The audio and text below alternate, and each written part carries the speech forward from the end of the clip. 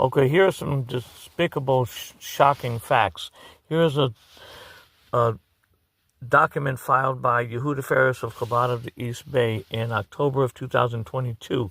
Now, as you all might recall, COVID broke out in January of 2020, and it wasn't even safe to go outside till maybe late 23. Yet in 2022, here is Yehuda Ferris actively prosecuting and attempting to evict an elderly Jewish man who took care of his own brother for 6 years of cancer.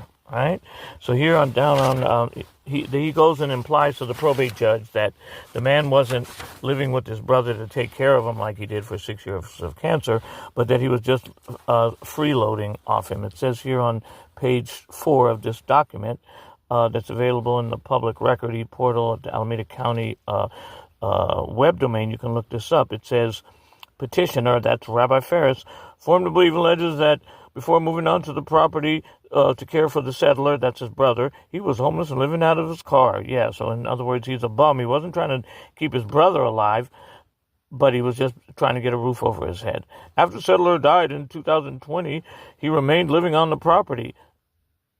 Yeah, because Ferris told me to. Soon after the settler's death, the pandemic began.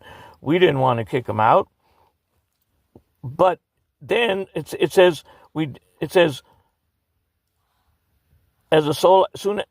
for humanitarian reasons, the petitioner did not seek to evict him during the pandemic. Beginning in May of 2022, which is in the middle of the pandemic, petitioner Rabbi Ferris, through his attorney, asked him to vacate the property. What are you talking about? First, you're saying for humanitarian reasons, we don't want to let him kick him out. But then you turn around and say, well, we told him to get out. And he was given till July 31st. Why don't you check your calendar?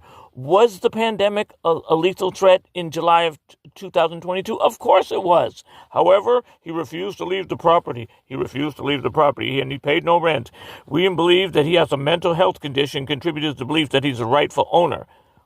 Okay, intention to evict and share the cost of attorney's fees. It's the intent of Rabbi Ferris and these two daughters that never saw the man's brother in 6 years of cancer to equally share in attorney's fees associated with evicting him from the property.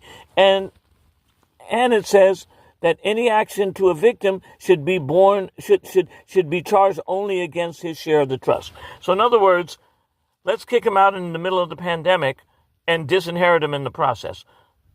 I mean, why? It's no wonder he can't get anybody to come to his synagogue in 40 years. He can't.